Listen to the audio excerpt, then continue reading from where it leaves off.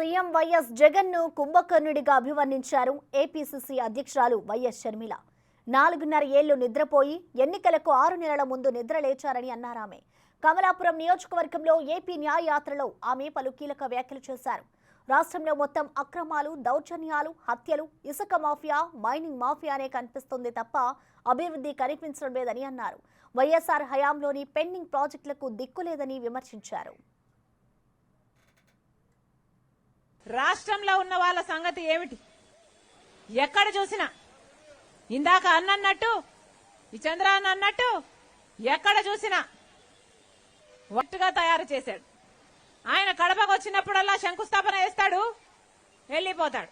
మళ్లీ వస్తాడు, మళ్లీ శంకుస్థాపన, భూమి పూజ చేస్తారు, వెళ్లిపోతారు. ఆఖరికి అది శంకుస్థాపనలు, భూమి పూజ వేసే ప్రాజెక్టుగా తయారైంది. కుంభకర్ణుడైనా 6 నెలలు నిద్రపోతాడు, 6 నెలలు పనిచేస్తాడు.